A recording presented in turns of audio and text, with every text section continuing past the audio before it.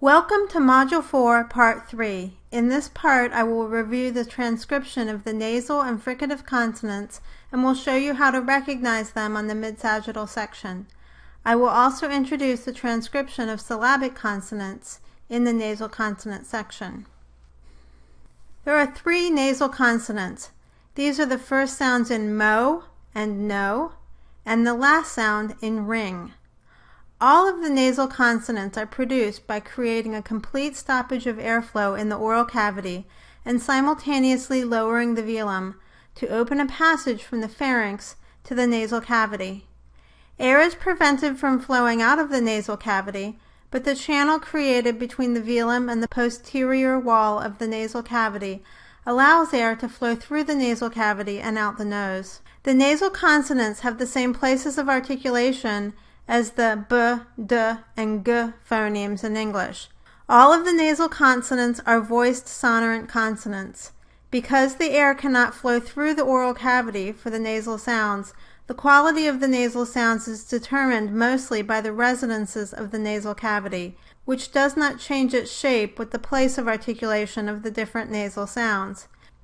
The transition from the preceding vowel to the nasal consonant or from the nasal consonant to the following vowel helps the listener to determine which nasal consonant they heard.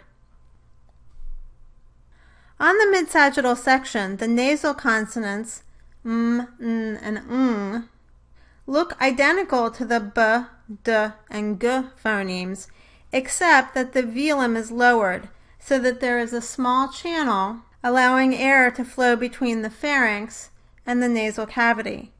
The channel is not particularly large, so you'll need to look carefully to determine whether the velum is lowered or raised to discriminate between the nasal consonants and the voiced stop consonants. The location of constriction is bilabial for the sound, where the lips are touching, alveolar for the n sound, where the tongue is touching the alveolar ridge, and velar for the ng sound, where the tongue body is touching the velum. Sometimes, when the nasal phoneme follows a stop consonant produced at the same place of articulation, so that the two sounds are homorganic, the stop consonant is released through the nose into the nasal consonant. When the stop is released right into the nasal, there will be no vowel in between the stop and the nasal in the next syllable, so that the next syllable will be missing a vowel. In this case, the nasal consonant makes up the nucleus of the next syllable. When this happens, we call the nasal consonant that makes up the nucleus a syllabic nasal. This situation is especially likely to happen in words that end in en, such as hidden and sudden. Other consonants can be syllabic consonants as well, but it is more common for nasal consonants to be syllabic. When the nasal consonant or another consonant takes the place of the syllable nucleus because the vowel is missing for the syllable, we use a special symbol to show that the consonant is acting as the syllable nucleus. If you don't use the symbol to show that the consonant is acting as the syllable nucleus, then it is assumed that the consonant is not syllabic and the syllable count would be incorrect. To show that a consonant is acting as the syllable nucleus, you draw a small vertical line under the consonant, as shown in the slide. You do need to learn how to recognize and transcribe syllabic consonants correctly for the exam. Take the word sudden, for example. If I pronounce it as sudden with a syllabic nasal, then there would be one vowel in the transcription, and I would mark the N consonant as syllabic, indicating that there is no vowel in the second syllable. If I transcribed a vowel in the second syllable, as well as indicating a syllabic nasal, then I would be indicating that the word had 3 syllables. Sud, like that. Here's the difference in transcription between two different pronunciations of the word sudden. Sudden versus sudden. The first one had a vowel in the second syllable. The second had a syllabic nasal.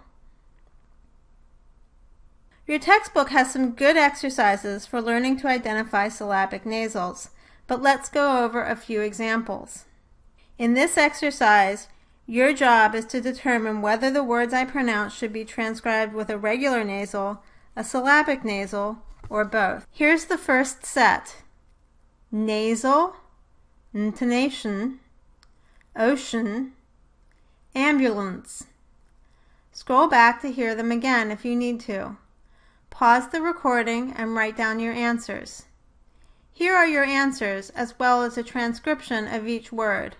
If you didn't get the right answers, go back and listen to the words again. Here's the next set.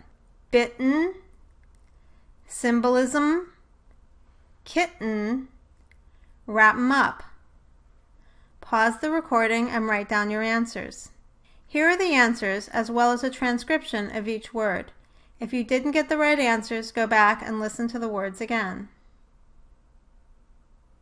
Pause the recording here and complete exercise 5.2 before continuing. Check your answers in the back of the book to make sure that you understand.